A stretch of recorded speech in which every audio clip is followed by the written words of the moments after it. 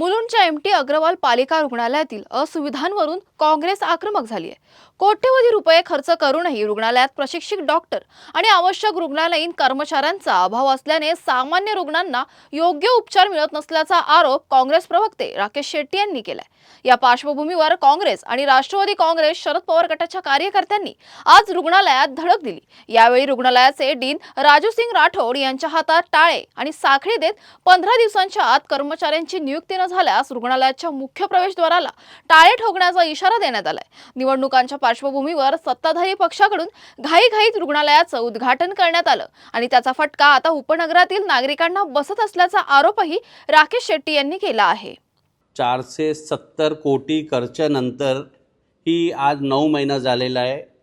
महाराष्ट्राचे मुख्यमंत्री साहेबांनी या हॉस्पिटलचं उद्घाटन केलं। आत्तापर्यंत इथे बेसिक ICU नाही आहे। एमटी अग्रवाल हॉस्पिटल हे एक ग्लोरिफाईड क्लिनिक झालेलं आहे। काय इलाज होत नाही, डॉक्टरच्या नेमणूक केलेलं नाही आहे।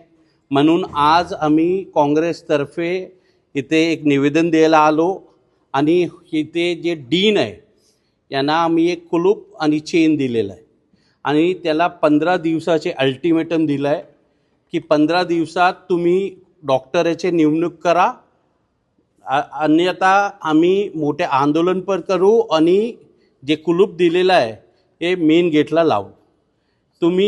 तुम्हाला माहीत आहे 17 तारखेला मुलुंड ईस्टमध्ये एक अपघात झाला, बिल्डिंगमध्ये आग लावलं आणि तिथे एक महिलाला घेऊन वीर सावरकर मुलुंड ईस्टला घेऊन गेलं। तिथे पण काय फॅसिलिटी नव्हतं म्हणून त्याला ऐरोलीमध्ये हॉस्पिटलमध्ये शिफ्ट करायला लागले। मुलुंड असेल, भांडूप असेल, विक्रोलीचे जे गरीब लोक आहे यांच्यासाठी एक मोठा हॉस्पिटल इथे बांधलेला आहे, पण ICU नसल्यामुळे काही इथे इलाज होत नाही आणि लोकांना साईन हॉस्पिटलकडे जायला लागतात। इमारतीचं स्ट्रक्चर आहे, बेड्स आहेत, परंतु कुठल्याही फॅसिलिटी या ठिकाणी सगळं केलेलं आहे। तुम्ही बघा, इन्फ्रास्ट्रक्चर रेडी आहे, पण भारतीय जनता पार्टीच्या जे ट्रिपल इंजिनचे सरकार आहे, जे सेंट्रल गव्हर्नमेंट पण त्याचं आहे, राज्यामध्ये सरकार त्याचं आहे, महानगरपालिका पण त्यांच्याकडे आहे। नालायक सरकार आहे, काही लक्ष देत नाही।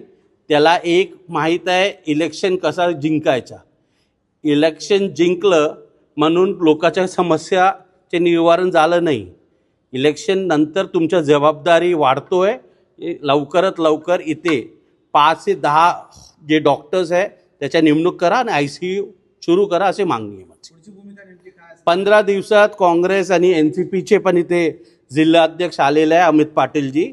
आमचे कार्यकर्ते इथे येणार आणि इथे कुलूप लावणार आहे।